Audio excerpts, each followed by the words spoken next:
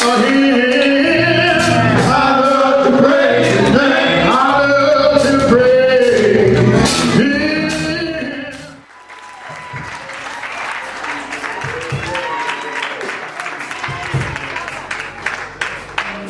up in your Bibles to Revelation chapter 1, and it reads, would you please read for me today?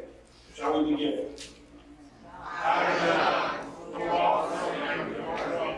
And companion in tribulation, and in the kingdom and nations of Jesus Christ. Open the mouth that is called Baptist, for the word of God, and for the testimony of Jesus Christ. I was in the Spirit of the Lord today, and heard behind me a great voice, as of a trumpet, saying, I am Alpha and Omega, the first and the last.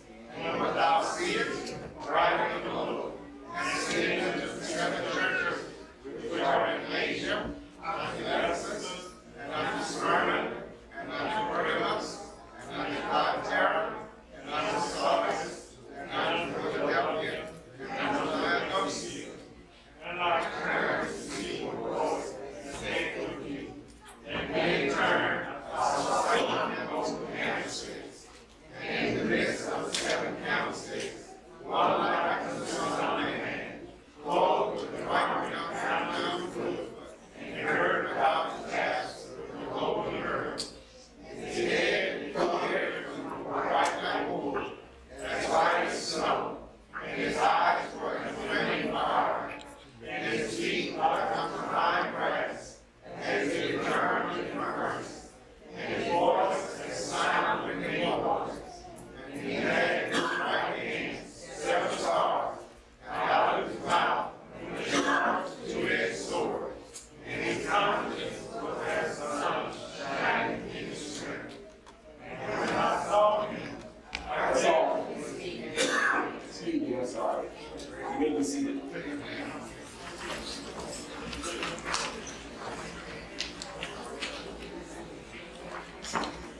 The introduction. Becoming main attraction. We need your prayers today. Oh yeah, I wasn't coughing before I got up here. But anyway, let me get started. Last week, we dealt with the fact of the writer John being called by God to write this book of Revelation. He wanted the readers of the seven churches to know that he was commissioned by God to do so. He said that he was a companion in their tribulation. He was a brother also, and that in the kingdom and patience of Jesus Christ. He was arrested for his preaching the gospel of Jesus Christ and for the testimony of Jesus Christ. He bore witness of who Jesus Christ is. He also showed how he was commissioned. He said he was in the Spirit on the Lord's day. The Lord had transported him to see the things that were there. And in the process, he was to write these things. He was told to write it to the 7 churches. You have the church at Ephesus, which is the church that's loveless. The church at Smyrna is the persecuted church. The church at Pergamos is the compromising church. The church at Thyatira is the corrupt church. The church at Sardis is the dead church. And the church at Philadelphia is the loving church. And the church at Laodicea is the lukewarm church. And all of that, John saw what the Lord did to him. In verse 10, when he said he was in the Spirit on the Lord's day, and then he heard Jesus say that he is the Alpha and the Omega, the first and the last. As I told you last week, Alpha and Omega stands for the fact that he has all knowledge. That everything that he has said is going to happen. The first and the last states that he is eternal, that he was here before everything started. He was the first one, protos, meaning rank and authority. And yet, even after everything is all said and done, he still stands in terms of his deity and his rank and his superiority. So when he got the message to write these letters to the churches, When Jesus told him and gave him the command to write and to send it to the 7 churches, I told you last week that the churches formed a circle from where Patmos was. Once you left Patmos and the letters went out, the first stop was to Ephesus. Then the next stop was to Smyrna. Then the next stop was to Pergamos. Then the next stop was Thyatira. Then the next stop was Sardis. Then the next stop after that was Philadelphia. And then the last stop was Laodicea. These 7 churches represent, and the number 7 in biblical numerology represents spiritual perfection. In terms of what these churches represent, churches represent the fact that every church throughout church age is represented through this. But also it represents the fact that in every local assembly now, there are some who hold those things. I said last week you have some Romans folks here. You have some who are persecuted here. You have some who are compromising here. You have some who are corrupt here. You have some who are spiritually dead here. You have some who are loving here. And then you have some who are lukewarm. And this portion of scripture right now, when the coming day attraction has been introduced, what Jesus Christ is showing now, I am the one that is in control of his church. As a matter of fact, he paid for the church with his own blood. And since he paid for the church with his own blood, therefore he makes the rules. He controls what goes on. He says what's going to be, and it's our responsibility to carry it out. We have the mandate called Holy Bible, and he's told us what will be. When you look in verse 12, and we'll pick up today, he says, after he had heard these words from Jesus Christ, he said, and I turned around to see the voice that spake with me. And being turned, I saw 7 golden candlesticks. The term candlesticks really is a term that means lampstands. And when John heard this voice, up in verse 10, he said it was the voice of a great trumpet that spoke up earlier, said, I am Alpha and Omega, the beginning and the end. But when we come later, we're going to see something different in verse 15. But when he turned, he said, he saw the voice that spake with him, and being turned, he saw 7 golden candlesticks. Now, the candlesticks represent lampstands, but they are what the church, those are the 7 churches in Asia Minor. And those 7 churches, which is what we are part of now, we're part of the church, the local assembly, the body of Christ, we are that which gives light to a dark world. And so therefore, the church, this presents Jesus Christ in his authority, in his rule over the church, because if we're not giving light to the world, then the church is not fulfilling what God has called it to do. And so you have to look at this and you have to see, he said, when he saw that, he said, wait a minute now, since that's the case, he turned and he saw, and then he was taken in an awestruck moment. Because he turned to see, and he saw these candlesticks that form a circle.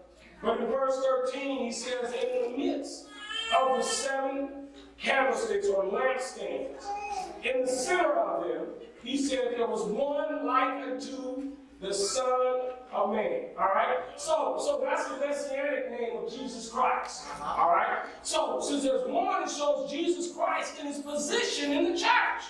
That he's the central focus of the church. Yeah. If Jesus Christ is not the central focus of the local assembly, then that is not a church, because Christ is the head of the church. Yeah. And therefore, he shows a picture of him in verse 13. It shows him in his humanity. You know, Jesus is the God-man. Yeah. He's the Christ. He's not only humanity, but he's deity. And so it shows in verse 13 his humanity, because he had to be a man to come fulfill everything. Then he presents what he saw when he saw how he was dressed. And the clothing has significance here, what Jesus was wearing. He says now, when he calls him the Son of Man, recognizes or presents him as Christ. He's a son of man, but yet he came, he died, he rose for our sins, rose from the dead so that we might be born again. Then it says what he was wearing. He was clothed with a garment down to his feet. And he was girded about the paps his chest with a golden girdle. Now, again, this gives a picture of him as a kingly priest and royalty. And also it gives a picture of him as a judge. Because in the Old Testament, the high priest would wear a garment like what he had on. You also find in the book of Daniel, chapter 10, where it presents the same type of clothing that Jesus had on, and it shows the high priest. So what he's saying is that since he's the high priest, he says that the high priest is one who represents the people before God. And also he's saying that I'm a judge and I've come to chasten and to bring judgment to the church.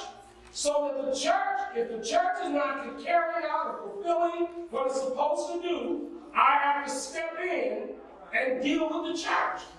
And what we're going to look at these next few verses, what we're going to see is that you're going to see these attributes of Christ that John saw that are those things which you'll see that he addresses the 7 churches.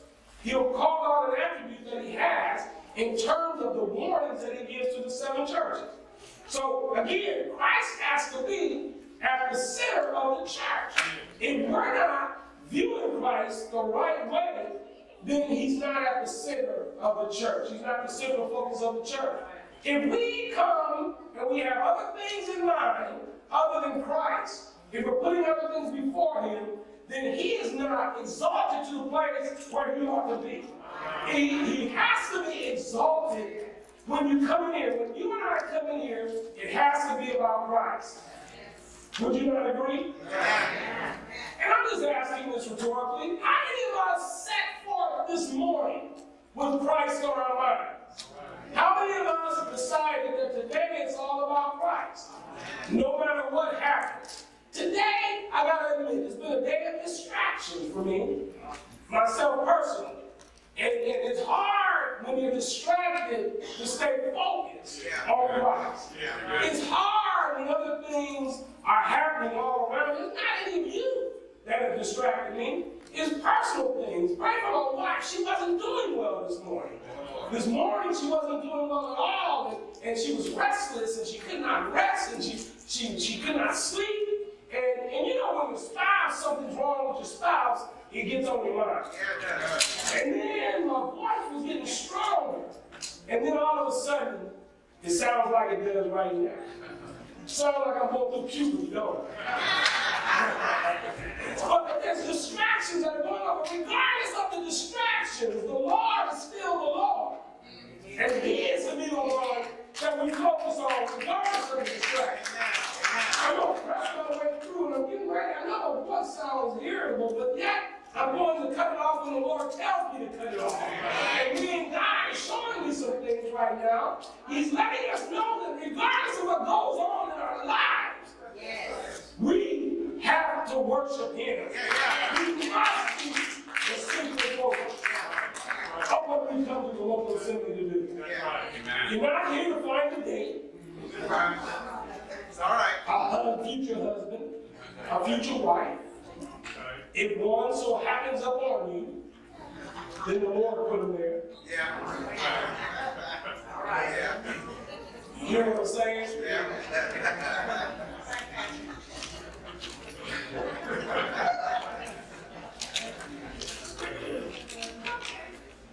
You're not here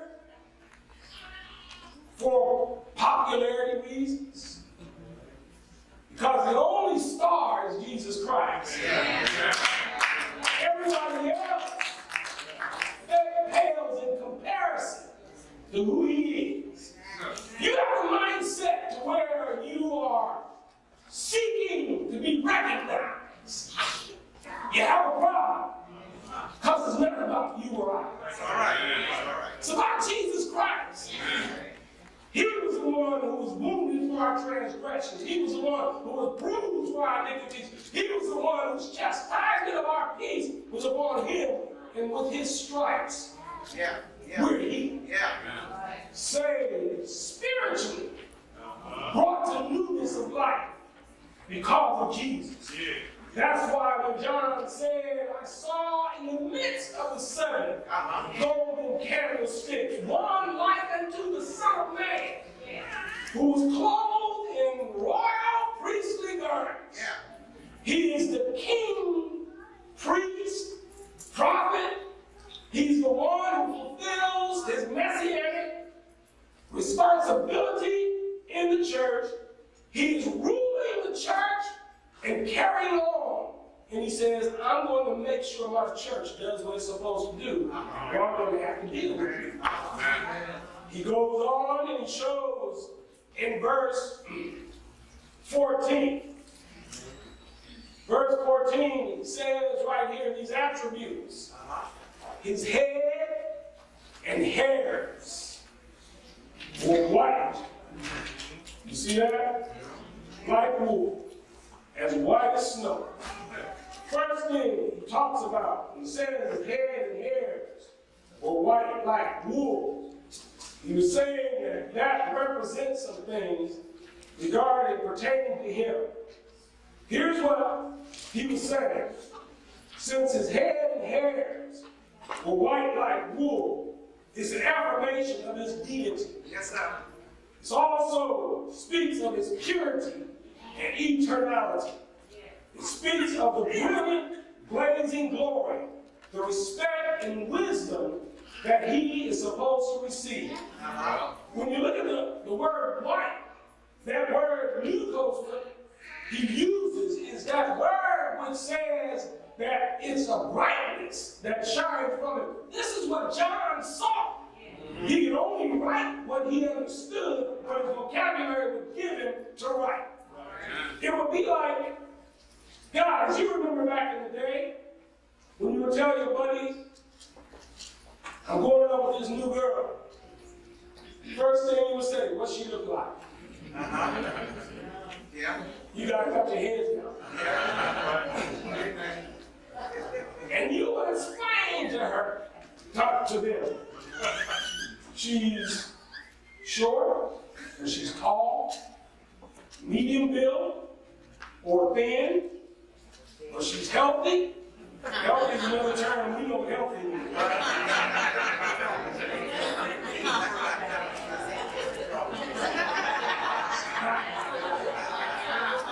I didn't say that after. She's healthy, fine. And he was saying she has this type of hairstyle or whatever, you know, and that's what guys would explain. So this is your vocabulary would determine what you. So John, when he saw the glorified Christ. I told you last week, the last about 30 years prior to that, or 60 years prior to that, I'm sorry. Last time he saw Jesus, he saw the resurrected Christ.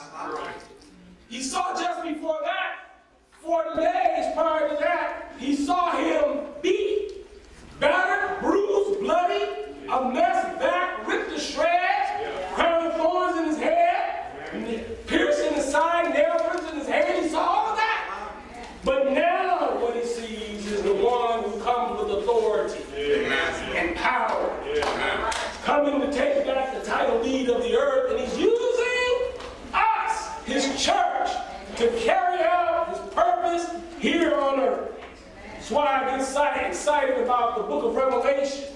A lot of people don't want to deal with it, but the book of Revelation actually brings encouragement to us. Because no matter what you may think, Christ is still on the throne and he's here. And he's ready. The world is trying their best to stifle him, cover him up, put him out to pasture. You can try that if you want to, but it's not going to work. Because the Lord has too many people who are still promoting him and letting him know that Jesus Christ is Lord. To the glory of God the Father. I just want to warn those who choose to stifle him or cover him up. The Bible still says that at the name of Jesus, every knee shall bow of things in heaven, of things on earth, and things under the earth. And that every tongue shall confess that Jesus Christ is Lord to the glory of God the Father. Here's what that literally means. That means this. That means that even those in heaven who've already bowed the knee and said that he's Lord, they're going to continue bowing and saying he's Lord. Those on earth who are saying that he's Lord will continue in eternity saying that he's Lord. And then those under the earth, those that have died and gone to eternal damnation, they have to come to grips with the fact that he is Lord. Yes, sir. Even though they did not. So it's better to bow now. Yes, sir. So you don't have to bow in humble submission when it's too late. Better to do it right now. That's what the book of Revelation is dealing with. Presents him in all his glory. So his head and his hair were white like wool. His eyes were as a flame of fire. That deals with his omniscience. When you talk about his eyes, he has a penetrating gaze. That he can look through everything. There's nothing hidden with him. All right. I've said many times, we try to hide our messiness. And if you ever find out, we really can't even hide it from one another. That's right. Because the truth comes out. There's people that know stuff about us that we try to keep covered up. But they don't. Unless you live on the island of Patmos, somebody knows something about you. Not everybody keeps quiet, but that's just us trying to cover up us. But yet there's somebody who knows our deepest, innermost thoughts. And what he's talking about the churches. His eyes are like a flame of fire. Could you imagine seeing that? I'm not talking about red bloodshot eyes. If that's the case, we all got eyes like a flame of fire from time to time. I'm talking about eyes that literally flames are coming out of it. And it gives the picture of him penetrating and looking through and seeing through everything. Knowing what you're thinking while you sit in worship. Knowing when you wake up in the morning what your thoughts are. Your thoughts throughout the day. You ever have one of those situations where you're getting on your kid's case and they're looking at you and you know they're thinking something crazy?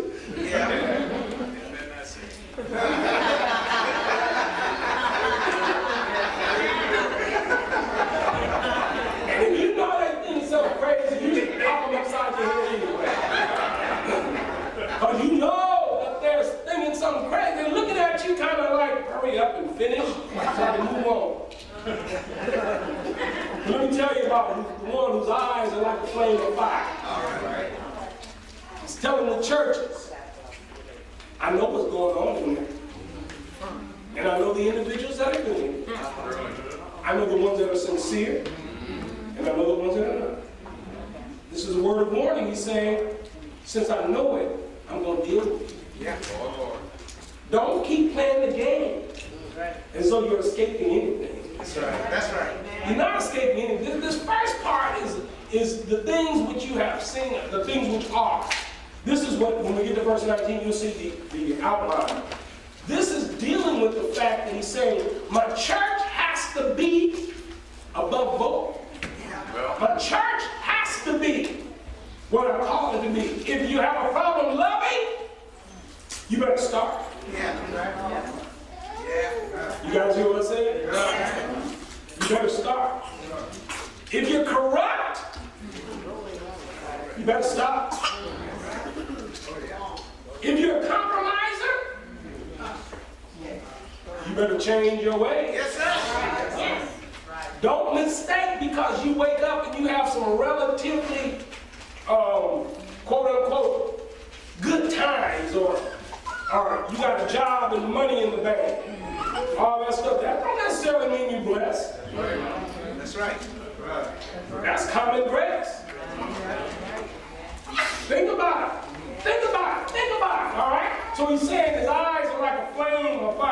if his head and hair is white like wool, he's pure, his purity is as white as snow, the brilliance of the glory of which he portrays, and his eyes were as a flame of fire. And then here's the other one, his feet like unto fine brass. Yes. In ancient times, kings would sit elevated. And when they bring an individual to the king for judgment, he would be under his feet. And it gave the picture of being under the feet of a king. That he could say whatever is going to happen to you and it will be carried out. When it says that Christ's feet, what John saw was like fine brass or polished brass, burned in a furnace. That word burn meaning that it was glowing. It gives the picture of Christ going throughout his church, dealing with individuals who are not carrying out his mandate and not living. I know this is not a popular message. I know we like hearing the good, happy stuff, but these are things we need to understand. That we're not going to get away with this stuff forever if you're not. I said it's some of every church in here today. Right. So if you're Smyrna, you're doing good. All right. If you're Philadelphia, you're doing good. Those are the only two churches that did not receive a condemnation. That's right. But if you're Ephesus and you're Lovelace, Go ahead, Pastor. if you're lukewarm, nobody say you. You like to straddle the fence. You got one foot in the church and one out. Not willing to make a commitment totally to Christ. The only church, when we get there in Revelation chapter 3, where he says, behold, I'm standing at the door and knocking. Yes, sir. He said, I'm outside of the church that I died for. I'm standing in line. If anyone will open their voice, I'll come in. He's talking to individuals that are lukewarm. Yeah. He said, I'd rather you be cold or hot. Yeah. But you're lukewarm. And when you're lukewarm, I'm going to spit you out of my mouth. Yes, sir. Total rejection. Yeah. Which church are you? That's what he's asking the question. Look at these attributes that he has. These are the same attributes that Daniel talks about that speaks of God the Father, the Ancient of Days. Yeah. Feet like unto fine brass, as if they were burned in a furnace, and his voice as the sound of many waters. Yeah. He was on the island of Patmos, right? Small island. Everywhere he turned, he heard the waves crashing up against the beach. He said, the voice that I heard was as many waters. It was sounds that came rushing in, and it spoke of his authority, Christ's authority. He says, and in his right hand, he holds the 7 stars. We see verse 20 deals with, it interprets what the 7 stars are. They're the messengers. He says, in the right hand, when the Bible speaks about the right hand, it speaks about the position of authority. It speaks about the place of honor. It speaks about the fact that he's in control of the church, and he has in his right hand the messengers of those churches. That's a warning to the messenger. We live in a day now where messengers are compromising their message just to keep people in the pew. Yeah. They're coming up with fancy things to say, to titillate your ears. They're taking scripture, dumbing it down, making the scripture fit their points, instead of their points fitting scripture. All right. Just to get an amen, they belabor. I wish I had some help here. Turn to your neighbor over here. Turn to your neighbor over there. Oh, come on now, you don't hear me.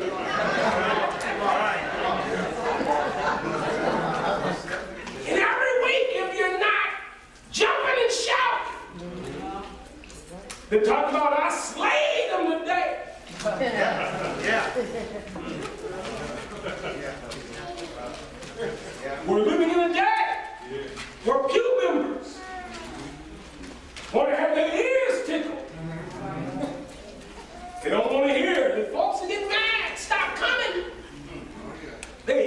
ain't nothing over there.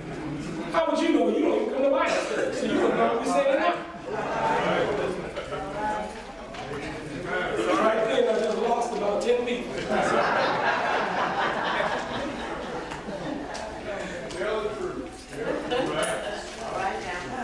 Let me digress. I'm almost finished. I'm almost finished. I'm not going to be a typical Baptist preacher say, I'm almost done. Got 30 more minutes to go. I'm not going to do that. All right. Who said yes? She just added 20 minutes on Dom Joe. Look, I don't care if you don't want to hear it. You're going to be accountable for it.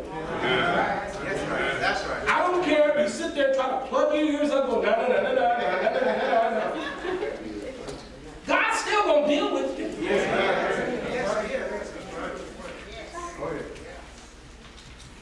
Because you don't come and you don't hear anything bad, sometimes we say, I don't want to hear that, I don't want to hear that. You don't want to hear it. You think that's going to change anything when you stand before God? Well, God, I didn't hear it, but too bad.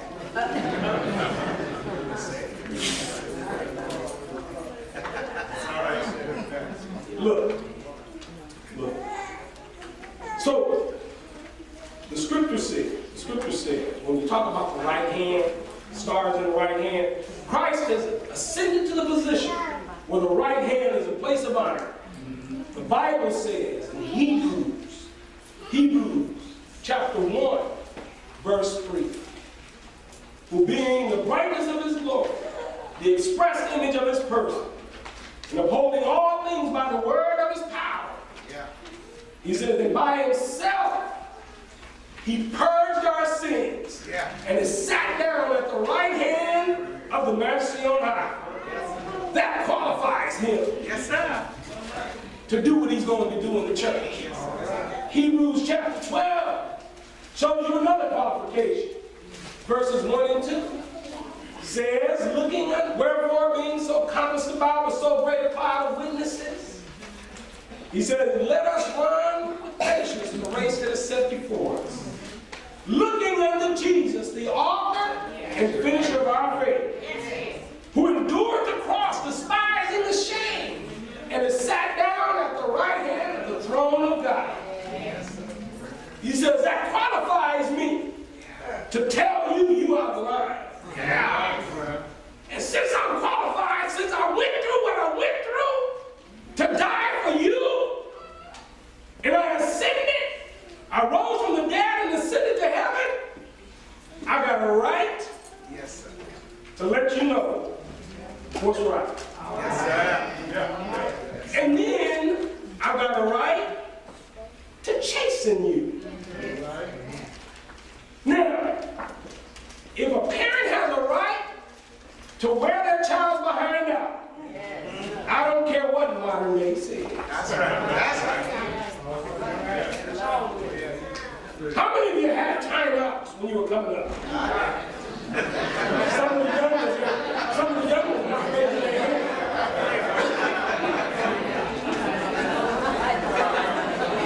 Let me ask you this.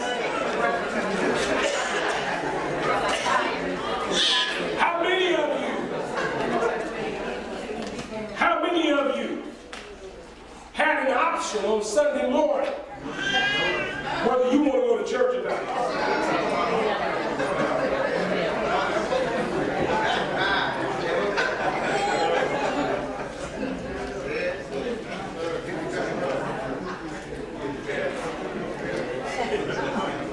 I'm just looking.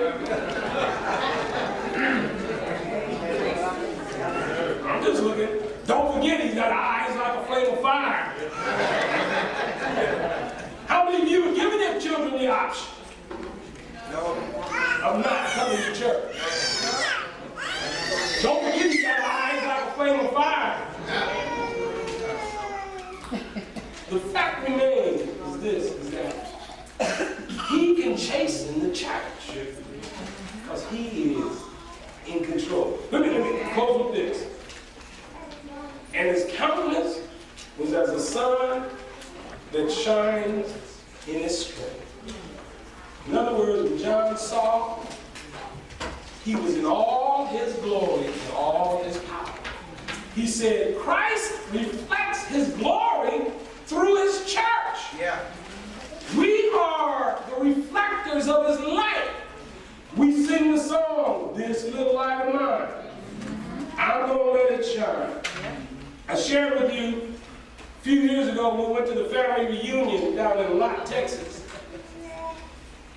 That's why we're so blessed. Oh, this is going on TV. I can't say that.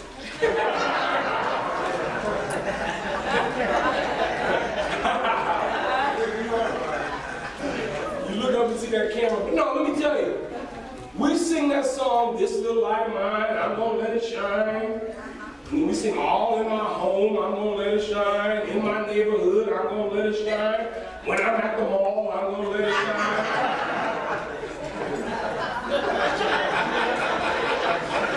We sing all the verses to it, right? We got 42 verses to "This little light of mine,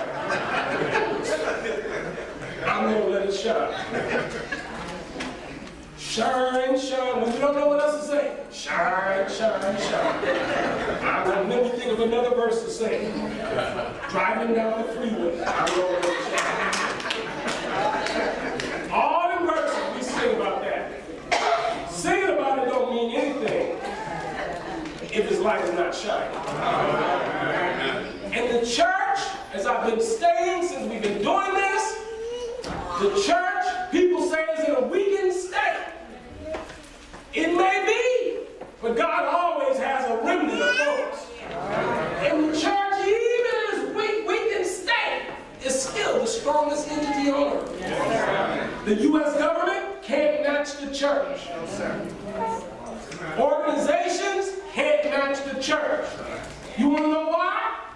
Because the church doesn't have a president of a corporation, a CEO, chairman of the board. The church doesn't have a president of a country. The church has Jesus Christ as the head. Therefore, the church is still the strongest entity on the earth. And it behooves each of us to be a part in the church, active, functioning as the church, because that's where God meets with his people. Yes, sir. Yes, sir. Yeah. Right. Let us consider to provoke one another to love and good works. All right.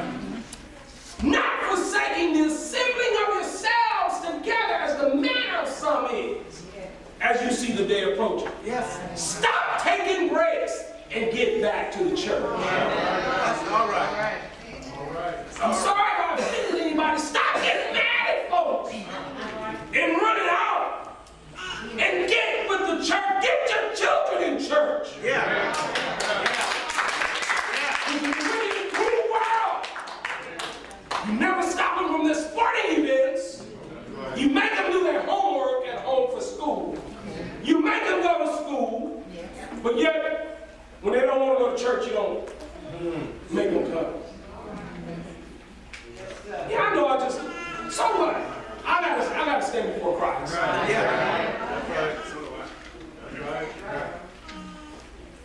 Let's think about our actions. Let's not let sports. You know, every great society that has come through this world that has been destroyed because of hedonism, Yes, sir. the lust for pleasure. That's right. That's right. Greek Empire, the Medo-Persian Empire, the Roman Empire. And boy, we love our entertainment and sports. How many of you saw the BET Award the other day? He has eyes as a flame of fire.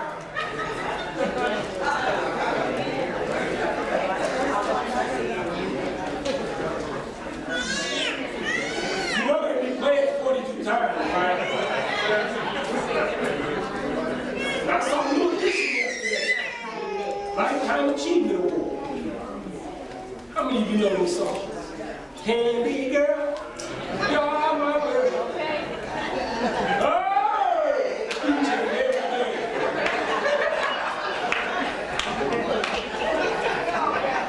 We have a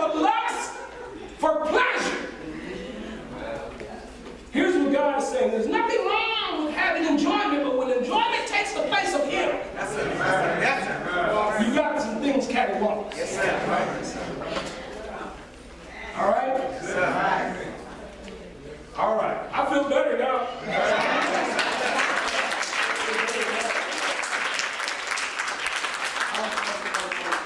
We're still going. We're still getting ready to do the Lord's Supper. And it's not even 12:20 yet.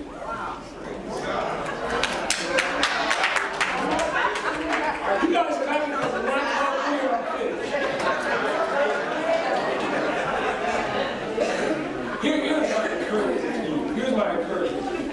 Here's my encouragement to you. My encouragement to you is that God has designed us to be a community of believers that come together to edify one another, build up one another, encourage one another, and then also admonish one another, to tell one another when we're out of order, because we need accountability. For those of you who like to sit and watch preachers on TV at home, that's not God's. He did not say, and upon this TV I will build my church. The church are the called out ones, the ecclesia, called out believers that come together corporately in order to go take the message to a dark world. We are the light. We are the salt that preserves a decaying culture. We cause thirst in a world when we come out and tell them what thus saith the Lord. All right.